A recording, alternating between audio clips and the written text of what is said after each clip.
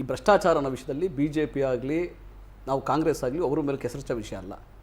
ಭ್ರಷ್ಟಾಚಾರದಲ್ಲಿ ಯಾವುದೇ ಸರ್ಕಾರ ಕಾನೂನುಗಳು ಕ್ರಮ ತಗೊಳ್ತವೆ. ಆದರೆ ಭ್ರಷ್ಟಾಚಾರವನ್ನೇ ನೀವು ಕಾನೂನು ಮಾಡಿಬಿಟ್ರೆ, ಕಾನೂನುಬದ್ಧ ಮಾಡಿಬಿಟ್ಟು PM ಕೇರ್ಸ್ಗೆ ನೀವು RTI ಹಾಕಿದ್ರೆ ನಿಮಗೆ ಮಾಹಿತಿ ಸಿಗೋದಿಲ್ಲ. PM ಕೇರ್ಸ್ಗೆ ಒಂದು ನಿಮಿಷ ಬ್ರದರ್, CAG ರಿಪೋರ್ಟು ಆ ವ್ಯಾಪ್ತಿಗೆ ಬರೋದಿಲ್ಲ. ಇದು ಭ್ರಷ್ಟಾಚಾರದ ಇನ್ನೊಂದು ರೂಪ. ಇದು ಪಾರದರ್ಶಕತೆ ಇಲ್ಲ, ಪ್ರಾಮಾಣಿಕತೆ ಇಲ್ಲ. ಈ ನೀವು ಎಲೆಕ್ಟ್ರಲ್ ಬಾಂಡನ್ನು ನೀವು 14 ಕಂಪ್ನಿಗಳ ಮೇಲೆ ED ರೇಡ್ ಆಗಿದೆ. ಆ 14 ಕಂಪ್ನಿಗಳು 1 ತಿಂಗಳೊಳಗೆ BJPಗೆ ಕಪ್ಪ ಕೊಟ್ಟಿದ್ದಾವೆ. ಹಣವನ್ನು ಬಾಂಡ್ ಕೊಂಡುಕೊಂಡು BJP ಕೊಟ್ಟಿದ್ದಾವೆ. ಇದು ಯಾವ ರೀತಿಯ ಭ್ರಷ್ಟಾಚಾರ ಅಂತ ಹೇಳ್ತೀರಿ ನೀವು? ಕಾನೂನುಬದ್ಧ ಭ್ರಷ್ಟಾಚಾರ ಅಲ್ವಾ ಇದು? ಪಾರದರ್ಶಕತೆ ಇಲ್ಲ ಅಂತ ನಾವು ಅವತ್ತಿಂದಲೂ ಹೋರಾಟ ಮಾಡ್ತಾ ಇದ್ವಿ. 2019ರಿಂದ ಪಾರದರ್ಶಕತೆ ಇರಬೇಕು. BJPಗೆ ಪಾರದರ್ಶಕತೆಯೂ ಬೇಕಾಗಿಲ್ಲ, ಪ್ರಾಮಾಣಿಕತೆಯೂ ಬೇಕಾಗಿಲ್ಲ, ಸತ್ಯ ಅನ್ನೋದು ಅವ್ರಿಗೆ ಗೊತ್ತೇ ಇಲ್ಲ. ಸುಳ್ಳು ಅವ್ರು ಮನೆ ದೇವ್ರು ಮಾಡ್ಕೊಂಡ್ಬಿಟ್ಟಿದ್ದಾರೆ. ಈ ದುರಂತ ಆಗ್ತಾ ಇರೋದು ಏನಂದರೆ, ಇವತ್ತು ಮೋದಿಯವರಾದ್ರೆ ಒಂದು ಮಾತಾಡಿದಾರ ಹೋಗಲಿ, SBIನವ್ರಿಗೆ ಡೇಟ್ ತೊಳಕ್ಕೆ ಟ್ರೈ ಮಾಡಿದ್ರು ಜೂನ್ 30ವರೆಗೂ. ಒಂದೇ ಒಂದು ಇಡೀ ದೇಶದ ಚರ್ಚೆ ಆಗ್ತಾ ಇದೆ, ಜನಸಾಮಾನ್ಯರು ಚರ್ಚೆ ಮಾಡ್ತಿದ್ದಾರೆ. ಮೋದಿಯವರು ನಾವು ಒಳ್ಳೆಯವರು ಅಂದ್ಕೊಂಡಿದ್ವಿ, ಇಷ್ಟೊಂದು ದೊಡ್ಡ ಕರಪ್ಷನ್ ಮಾಡಿಬಿಟ್ಟವ್ರೆ ಅಂತ. ಮೋದಿಯವರು ನಾನು ಕರಪ್ಷನ್ ಮಾಡಿಲ್ಲ, ಇದು ನಾನು ಕಾನೂನು ಬದ್ಧ, ಇದು ನಾವು ಮಾಹಿತಿಯನ್ನು ಬಿಡ್ತೀವಿ ಅಂತ ಏನಾದ್ರು ಹೇಳ್ತಾ ಇದ್ದಾರಾ? ಹೇಳ್ತಾ ಇಲ್ಲ. ಎಷ್ಟು ಇಡೀ ದೇಶದಲ್ಲಿ BJP ಯಾವ ನಾಯಕರು ಮಾತಾಡ್ತಾ ಇಲ್ಲ. ಆದರೆ ಕೇಜ್ರಿವಾಲ್ ಅವರನ್ನ ಅರೆಸ್ಟ್ ಮಾಡಿದ್ರು. ಏನಾದರೂ ನಿಮ್ಗೆ ಸಾಕ್ಷಿ ಸಿಕ್ಕಿದೆಯಾ? ಏನಾದ್ರು ಅವ್ರ ಮನೇಲಿ ಹಣ ಸಿಕ್ತಾ? ಏನಾದ್ರು ವಿಷಯ ಇದೆಯಾ? ಇಲ್ಲ. ಒಂದು ಆಧಾರದ ಮೇಲೆ, ಊಹಾಪೋಹದ ಮೇಲೆ ಕಿಂಗ್ ಪಿನ್ ಅಂತ ಮೆನ್ಷನ್ ಮಾಡಿ ಅವ್ರನ್ನ ಅರೆಸ್ಟ್ ಮಾಡಿದ್ದಾರೆ. ಒಪ್ಕೋತೀನಿ. ಅದೇ ಮಾನದಂಡ ಆದರೆ ಕರ್ನಾಟಕದಲ್ಲಿ ಅಥವಾ ದೇಶದಲ್ಲಿ ಬಿಜೆಪಿಯ ಪ್ರತಿಯೊಬ್ಬ ಇದೇ ಮಾನದಂಡ ಆದ್ರೆ ಬಿಜೆಪಿಯ ಪ್ರತಿಯೊಬ್ಬರು ರಾಜ್ಯ ನಾಯಕರು ಜೈಲಲ್ಲಿ ಇರಬೇಕಾಗತ್ತೆ. ಭ್ರಷ್ಟಾಚಾರದಲ್ಲಿ ಇದೇ ಮಾನದಂಡ ಆದ್ರೆ ಕೇಂದ್ರ ಸರ್ಕಾರದ ಬಿಜೆಪಿಯ ಪ್ರತಿಯೊಬ್ಬ ನಾಯಕರು ಎಲೆಕ್ಟ್ರಲ್ ಬಾಂಡ್ ವಿಷಯದಲ್ಲಿ ಜೈಲ್ಗೆ ಹೋಗ್ಬೇಕಾಗಿ ಬರುತ್ತೆ. ಆ ಮಾನದಂಡವನ್ನು ಅನುಸರಿಸಲಿ ಇವರು. ಇದು ಈ ದೇಶದ ದುರಂತ. ಅದು ಒಂದು ವಿಷಯ. ಆದ್ರೆ ಕರ್ನಾಟಕದಲ್ಲಿ ಚುನಾವಣೆ ಅಂತ ವಿಷಯ ಬಂದಾಗ ಬಿಜೆಪಿ ರಾಜ್ಯಕ್ಕೆ ಮಾಡಿರೋ ಅನ್ಯಾಯವನ್ನ ಯಾವುದೇ ರೀತಿಯ ಬರ ಪರಿಹಾರ ಕೊಡಲಿಲ್ಲ, ನೆರೆ ಪರಿಹಾರ ಕೊಡಲಿಲ್ಲ, ಯೋಜನೆಗಳು ದುಡ್ಡು ಕೊಟ್ಟಿಲ್ಲ. ಇನ್ನ ಯಾವ ಯೋಜನೆಗಳು ನಮ್ಮ ಪಾಲು ಕೊಟ್ಟಿಲ್ಲ. 1 ರೂಪಾಯಿಯಿಂದ ಹೋದ್ರೆ 12 ಪೈಸೆ ವಾಪಸ್ ಬರುತ್ತೆ. ಇಂತಹ ತಾರತಮ್ಯ ಇರಬೇಕಾದ್ರೆ ದ್ರೋಹ ಮಾಡಿರೋ ಬಿಜೆಪಿಗೆ ಯಾರು ಓಟ ಹಾಕಿದ್ರೆ ಅದು ಸ್ವಾಭಿಮಾನಕ್ಕೆ, ಆತ್ಮಗೌರವಕ್ಕೆ ಧಕ್ಕೆ ಮಾಡ್ಕೊಂಡಂಗೆ ಹೊರತು ಕರ್ನಾಟಕದಲ್ಲಿ ಯಾರೇ ಸ್ವಾಭಿಮಾನಿಗಳಲ್ಲಿ ಕನ್ನಡಿಗರು ಯಾರು ಬಿಜೆಪಿ ಒಂದು ಓಟ್ ಹಾಕಬಾರ್ದು. ಅವಾಗಲೇ ನಿಜವಾದ ಕನ್ನಡಿಗರಾಗಲಿ ಸಾಧ್ಯ. ಯಾಕಂದ್ರೆ ಈ ಕರ್ನಾಟಕ ಉಳಿಸ್ಕೋಬೇಕು ನಾವು. ವ್ಯವಸ್ಥೆಗಳು, ಸರ್ಕಾರಗಳು ಬರ್ತವೆ, ಪಕ್ಷಗಳು ಇರ್ತವೆ, ಹೋಗ್ತವೆ. ಆದರೆ ಈ ರಾಜ್ಯ ಒಂದು ವ್ಯವಸ್ಥೆ ಮಾಡ್ಕೊಂಡಿದ್ದಾರೆ. ಒಕ್ಕೂಟದ ವ್ಯವಸ್ಥೆಯಲ್ಲಿ ನಮ್ಮ ರಾಜ್ಯಕ್ಕಾಗೋ ಅನ್ಯಾಯವನ್ನ ಇನ್ನು ಯಾವಾಗ ಕೇಳ್ತೀರಾ, ಯಾವಾಗ ಈ ದಬ್ಬಾಳಿಕೆಗೆ ಯಾವಾಗ ನಾವು ಪ್ರತಿರೋಧ ಹೊರಡೋದು? ಇದು ಸರಿಯಾದ ಸಮಯ. ಈ ಚುನಾವಣೆ ಸರಿಯಾದ ಸಮಯ. ಬಿಜೆಪಿಗೆ ತಕ್ಕ ಪಾಠವನ್ನು ಕಲಿಸಬೇಕಂದ್ರೆ ಬಿಜೆಪಿಗೆ ಮತ ಹಾಕಬಾರದು. ಇದು ನಮ್ಮ ವಾದ ಇದೆ. ಈಗ ಅವರು ಸುಳ್ಳು ಬಗ್ಗೆ ಹೇಳ್ತಾ ಇದ್ರು. ಸುಳ್ಳನ್ನೇ ಚುನಾವಣೆಯಲ್ಲಿ ಫ್ರಂಟ್ ಪೇಜ್ನಲ್ಲಿ ಅಡ್ವರ್ಟೈಸ್ಮೆಂಟ್ ಮಾಡ್ಕೊಂಡಿರುವಂಥದ್ದು ಕಾಂಗ್ರೆಸ್ನ ಅವ್ರ ಮನೆ ದೇವರಾಗಿರ್ಬೋದು. ಒಂದು ಎಲೆಕ್ಟ್ರಾಲ್ ಬಾಂಡ್ಸ್ ಬಗ್ಗೆ ಹೇಳಿದಾಗ, ಎಲೆಕ್ಟ್ರಾಲ್ ಬಾಂಡ್ಸ್ ಬಗ್ಗೆ ಹಲವಾರು ಏನಂತಾರೆ ಮೀಡಿಯಾಗಳು ಕಾನ್ಕ್ಲೇವ್ನಲ್ಲಿ ಸನ್ಮಾನ್ಯ ಪ್ರಧಾನ ಇವರು ಅಮಿತ್ ಶಾ ಜಿ ಅವರು ಕ್ಲಿಯರ್ ಆಗಿ ಹೇಳಿದ್ದಾರೆ. ಅವರು ಒಂದು ಮಾತು ಯಾವಾಗ ಆ ಕಾನ್ಕ್ಲೇವ್ನಲ್ಲಿ ಹೇಳಿರೋದು ಏನು ಅಂತಂದ್ರೆ, ಇಫ್ 6,500 ಕೋಟಿ ಏನು ಬಿಜೆಪಿ ಎಲೆಕ್ಟ್ರಾಲ್ ಬಾಂಡ್ಸ್ ಇದೆ with inclusion of the 303 MPs ಅಂದಾಗ 242 MPs ಆಫ್ ಆಪೋಸಿಷನ್ ಅಂದಾಗ it was 14,500 crores. What is the comparisons? ಈ ಒಂದು ಇದು ಮಾಡಬೇಕಾದಾಗ Congress was also in the house ಅಂದಾಗ ಅವ್ರು ಎಸ್ ಅಂತ ಹೇಳಿದಂಥದ್ದು. ಇವಾಗ ಸುಪ್ರೀಂ ಕೋರ್ಟ್ ಅದಕ್ಕೆ ವ್ಯಾಖ್ಯಾನ ಕೊಟ್ಟಾಗ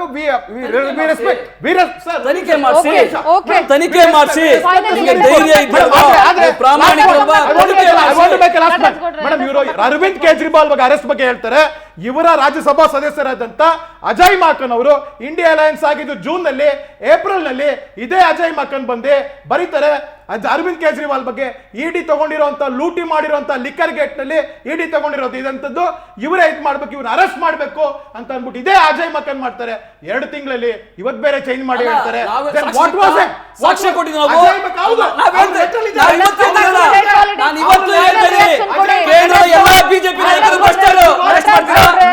ಕೇಂದ್ರದ ಎಲ್ಲಾ ಬಿಜೆಪಿ ನಾಯಕರು ಭ್ರಷ್ಟರು. ಅರೆಸ್ಟ್ ಮಾಡ್ತೀರಾ? Can you arrest them? Go and arrest them. I am telling you, ಇವಾಗ ಬಿಜೆಪಿಯ ಎಲ್ಲಾ ಕೇಂದ್ರ ನಾಯಕರು ಭ್ರಷ್ಟರಿದ್ದಾರೆ. ಎಲೆಕ್ಟ್ರಲ್ ಬಾಂಡ್ ಅಲ್ಲಿ ಭ್ರಷ್ಟಾಚಾರ ಮಾಡಿದ್ದಾರೆ. ಇಡಿ ಐಟಿಸಿ ಮೇಲೆ ದುರುಪಯೋಗ ಮಾಡ್ತಿದ್ದಾರೆ. ಅರೆಸ್ಟ್ ಮಾಡಿ. Arrest them. I demand BJP leaders. Go and arrest all the BJP leaders. Madam, let us come back to ಎಲ್ಲ ಬಿಜೆಪಿ ಅರೆಸ್ಟ್ ಮಾಡಿ. ಅಜಯ್ ಮಕನ್ ಹೇಳಿರುವಂತದ್ದು ನನಗೆ ಹೇಳ್ತಿಲ್ಲ. ಹೇಳ್ತಾರೆ ಅವರಲ್ಲಿ ಅವ್ರು ಸಮರ್ಥನೆ ಮಾಡ್ತಾರೆ. Let us come back to state Nataraj ಗೌಡ್ರೆ ಕೊಟ್ಟಿದ್ದಾರೆ, ಲೆಟರ್ ಕೊಟ್ಟಿದ್ದಾರೆ ಅವರು. ನಾನು ಕೊಡ್ತೀನಿ. ಬಿಜೆಪಿ ನಾಯಕರು ಭ್ರಷ್ಟರಿಗೆ ಲೆಟರ್ ಕೊಡ್ತೀನಿ, ಅರೆಸ್ಟ್ ಮಾಡಿ. Go and arrest them. Is Ajay Makan your representative? Go and arrest them. He has given the report. He has given the report. All BJP He has given what he he has told is correct ಅಂತ ಕೊಟ್ಟಿದ್ದಾರೆ. ಅದಕ್ಕೆ ನಾನು ಹೇಳ್ತಾ You know, ಇರೋದು, ಎಲ್ಲ BJP then you defy Arvind Kejriwal ಅಂದ್ರೆ ಕೇಳಿ. ಅಜಯ್ ಮಕ್ಕನ್ ಇದು ಮಾಡ್ತೀರಾ ಅಂದ್ರೆ ಎಲ್ಲರೂ ನಿಮ್ಮ ಪ್ರಶ್ನಿಸಿದ್ದಾರೆ. ಕಲ್ಯಾಣ್ ಅವರು ಅಂತ Kumar ಅವ್ರು Gowda, ಹೇಳ್ತಿದ್ದು. please, kindly stop this. Madam ಅವ್ರು ಹೇಳಿರೋ ಉತ್ತರ ಕೊಡ್ತಾ ಇದ್ದೀನಿ ಮೇಡಮ್ ಅಲ್ಲಿ ಹೇಳ್ಬೇಕಾಗುತ್ತೆ. Right. Let's come back to the state politics. Nataraj ಗೌಡ್ರೆ, ಸ್ವತಃ ಸಿಎಂ ಈಗ ಆಪರೇಷನ್ ಮಾಡೋ ಅಂತ ಕೇಳಿದಿದ್ದಾರೆ ಅಂತಂದ್ರೆ ಮೈಸೂರು ಚಾಮರಾಜನಗರ ಗೆಲ್ಲುವಂತ ಅಷ್ಟು ಅನಿವಾರ್ಯತೆ ಸ್ವತಃ ಮುಖ್ಯಮಂತ್ರಿಗಳಿಗೆ ಬಂದು ಒದಗಿದೆ. ಲಾಸ್ಟ್ ರಿಯಾಕ್ಷನ್ ನೋಡಿ, ನಾವು 25 ಸೀಟು 20ರಿಂದ 25 ಸೀಟು ಗೆಲ್ಲುವಂಥ ಎಲ್ಲಾ ರೀತಿಯ ಅವಕಾಶಗಳಿದಾವೆ, ನಮಗೆ ಅನಿವಾರ್ಯತೆ ಅಂತಲ್ಲ. ಆದರೆ ಬಿಜೆಪಿ ಮತ್ತೆ JDS ಇಂದ ಅವ್ರ ವರ್ತನೆಗಳಿಂದ ಒಬ್ಬ ರಾಜ್ಯದ ಸಿಎಂ ಮೂರ್ ದಿವಸ ಹೋಗಿ ಮೈಸೂರಲ್ಲಿ ಕುತ್ಕೊಂಡ್ಬಿಟ್ಟು ಆಪರೇಷನ್ ಹಸ್ತ ಅಂತ ಕುತ್ಕೊಂಡ್ರೆ ರಾಜ್ಯದ ಯಾರ್ರಿ ನೋಡ್ತಾರೆ? ಚೆನ್ನಾಗಿ ಹೇಳಿದ್ರು, ಇದು ಚುನಾವಣೆ ಸಮಯ. ಚುನಾವಣೆ ಸಮಯದಲ್ಲಿ ಹಂಗಾದ್ರೆ ಕೆಲಸ ಮಾಡಬಾರ್ದು. ಮಾಡ್ತಾ ಇದ್ದಾರೆ, ಮುಖ್ಯಮಂತ್ರಿಯಾಗಿ ಏನು ಕೆಲಸ ಮಾಡಬೇಕು ಮಾಡ್ತಾರೆ. ಆಮೇಲೆ ಪಕ್ಷದ ಒಬ್ಬ ಹಿರಿಯ ನಾಯಕನಾಗಿ ಏನು ಚುನಾವಣೆ ಈ ಮೋದಿ ತರ ಬರೀ ಚುನಾವಣೆ ಮಾಡ್ತಾರ? ಮೋದಿ ಅವರು 10 ವರ್ಷದಲ್ಲಿ ಏನು ಮಾಡಿದ್ರು? ಬರೀ ಚುನಾವಣೆ ಮಾಡಿದ್ರು, ವಿದೇಶ ಪ್ರವಾಸ ಮಾಡಿದ್ರು. ನಮ್ಮವ್ರು ಹಂಗೆ ಮಾಡಲ್ಲ. ಚುನಾವಣೆ ಸಮಯದಲ್ಲಿ ಮಾತ್ರ ಚುನಾವಣೆ ಮಾಡ್ತಾರೆ, ಇಲ್ಲಿ ಸಮಯದಲ್ಲಿ ರಾಜ್ಯದ ಆಡಳಿತವನ್ನು ಮಾಡ್ತಾರೆ. ಮಾನ್ಯ ಸಿದ್ದರಾಮಯ್ಯನವ್ರನ್ನ ಮೆಚ್ಚಿ ಎಲ್ಲಾ ಕಾರ್ಯಕರ್ತರು, DK ಶಿವಕುಮಾರ್ ಅವರನ್ನ ಮೆಚ್ಚಿ JDS BJP ಕಾರ್ಯಕರ್ತರು ತಂಡೋಪತಂಡವಾಗಿ ನಾವು ಬರ್ತಾ ಇರ್ಬೇಕಾದ್ರೆ ನಾವು ಬಾಕ್ಲಾಕೊಳಕಾಯ್ತದ? V welcome them. ನಾವು 20 ಸೀಟ್ ಗೆಲ್ತೀವಿ, ಇವರೆಲ್ಲ ಬರ್ತಾರೆ ನೋಡಿದ್ರೆ ನಮ್ಗೆ 25 ಸೀಟ್ ಗೆಲ್ಲುವಂತ ಸಂಪೂರ್ಣ ಅವಕಾಶಗಳಿದಾವೆ. ಬಿಜೆಪಿ ಇಲ್ಲಿ ಮಕಡೆ ಮಲಗಿದೆ. ಕರ್ನಾಟಕದಿಂದ ಬಿಜೆಪಿ 25 ಗ್ಯಾರಂಟಿ ಇಲ್ಲ ನಿಮ್ಗೆ. 20 ಗೆಲ್ತೀವಿ. ಈಗ ಅಟ್ಮಾಸ್ಫಿಯರ್ ನೋಡ್ತಾ ಇದ್ರೆ ಬಿಜೆಪಿ JDS ಇಂದ ಹಿಂಗೆ ತಂಡೋಪತಂಡವಾಗಿ ಕಾರ್ಯಕರ್ತರು ಬರ್ತಾ ಇದಾರಲ್ಲ, ಈ ಅಟ್ಮಾಸ್ಫಿಯರ್ ನೋಡಿದ್ರೆ 25ರವರೆಗೂ ಗೆಲ್ತೀವಿ.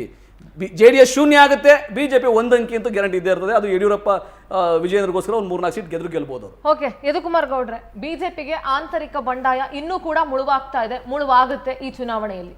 ಯಾವುದೇ ಆಂತರಿಕ ಬಂಡಾಯ ನಡೆಯಲ್ಲ ಮೇಡಮ್. ರಾಷ್ಟ್ರೀಯ ನಾಯಕರು, ರಾಜ್ಯ ನಾಯಕರು ಅದನ್ನೆಲ್ಲ ಕ್ಷಮನ ಮಾಡ್ತಾರೆ. ಇವ್ರು ಪಾಪ ಕಾಂಗ್ರೆಸ್ ಮಿತ್ರರು ಹೇಳ್ತಾ ಇದ್ರು 25 ಅಂತ. ಅವ್ರಿಗೆ ಪಾಪ ಕನ್ಫ್ಯೂಸ್ ಆಗಿದೆ, ರಾಜ್ಯದಲ್ಲಿ ಬರ್ತಾರ ರಾಷ್ಟ್ರದಲ್ಲಿ ಬರ್ತಾರ ಅಂತ ಗೊತ್ತಾಗ್ಲಿಲ್ಲ ಅವ್ರಿಗೆ. ಹೇಳ್ಬೇಕು ಅವರು ಮೋಸ್ಟ್ಲಿ ರಾಷ್ಟ್ರದಲ್ಲಿ 25 ಬರ್ತಾರೆ, ರಾಷ್ಟ್ರದಲ್ಲಿ 25 ಬರ್ತಾರೆ. ರಾಷ್ಟ್ರದಲ್ಲಿ 330 ಇಂಡಿಯಾ ಮೈತ್ರಿಕೂಟ 330 ಗೆಲ್ತೀವಿ. ಸಿಎಂ ಅವರ ಕುತ್ಕೊಂಡಿದಾರಲ್ಲ, ಅವರ ಒಂದು ತಲೆಗೆ ತೂಗು ಎಲೆ ಆಡ್ತಾ ಇದೆ. ಈ ಚುನಾವಣೆ ಆದ್ಮೇಲೆ ಪಾಪ ಮುಖ್ಯಮಂತ್ರಿ ಆಗಿರ್ತಾರೋ ಇರಲ್ವೋ ಆ ಒಂದು ಭಯದ, ಆ ಒಂದು ಸೋಲಿನಿಂದ ಅವರಲ್ಲಿ ಮುಖ ಮೂಡಿದ್ದಾರೆ ಹೊರತು ಅವರ ಒಂದು ಕುರ್ಚಿ ಉಡ್ಸ್ಕೊಳಕ್ ಹೊರತು ಗೆಲ್ಸಕ್ಕೂ ಅಲ್ಲ. ಎಷ್ಟು ಅಂತರದಲ್ಲಿ ಸೋಲ್ತೀನಿ ಅನ್ನೋದಕ್ಕೆ ಮಾತ್ರ ಹೋಗಿದ್ದಾರೆ. ಚುಟುಕಾಗಿ ವೀರಣ್ಣ ಅವರೇ, ಚುಟುಕಾಗಿ. ಇದುವರೆಗೂ ಸುಮಾರು ಸಮೀಕ್ಷೆಗಳು, ಚುನಾವಣಾ ಪೂರ್ವ ಸಮೀಕ್ಷೆಗಳು 5-6 ಸಮೀಕ್ಷೆಗಳಾಗಿದೆ. ಅದರಲ್ಲಿ 3ರಿಂದ 5 ಅಂತ ಮಾತ್ರನೇ ಹೇಳಿದ್ದಾರೆ ಕಾಂಗ್ರೆಸ್ಗೆ. ಇವನ್ ಅವರ ಕಾಂಗ್ರೆಸ್ಸಿನ ಆಂತರಿಕ ಸಮೀಕ್ಷೆ ಸುನಿಲ್ ಕನುಗೋಳು ಅವರು 5ರಿಂದ 7 ಅಂತ ಹೇಳಿದ್ದಾರೆ. ಅದು ಸಮರ್ಥ ಅಭ್ಯರ್ಥಿ ಇದ್ರೆ ಮಾತ್ರ ಅಂತ, ಅದು ಕ್ಯಾಂಡಿಡೇಟ್ ಹಾಕೋದಕ್ಕೆ ಮೊದಲೇನೆ ಸಮರ್ಥ ಅಭ್ಯರ್ಥಿಗಳಿಂದ ಇವತ್ತು ಗೊತ್ತಿದೆ. ಎಲ್ಲ ಸಚಿವರ ಮಕ್ಕಳುಗಳನ್ನ ಮತ್ತೆ ಕುಟುಂಬದ ಸದಸ್ಯರುಗಳನ್ನ ಆಗ್ತಾ ಇರೋದು. ಯಾವುದೇ ಸಚಿವರು ಒಬ್ರು ಕೂಡ ಕಂಟೆಸ್ಟ್ ಮಾಡೋದಕ್ಕೆ ಮುಂದೆ ಬರಲಿಲ್ಲ. ಈ ರೀತಿ ಇದೆ. ಈ ಬಾರಿ NDA ಬಿಜೆಪಿ JDS ಎರಡೂ ಕೂಡ ಕರ್ನಾಟಕದಲ್ಲಿ 28ಕ್ಕೆ 28 ಸ್ಥಾನ ಕೂಡ ಗೆಲ್ಲುತ್ತೆ. ಥ್ಯಾಂಕ್ ಯು ಸೋ ಮಚ್ 3 ಜನಕ್ಕೂ ಕಾರ್ಯಕ್ರಮದಲ್ಲಿ ಭಾಗ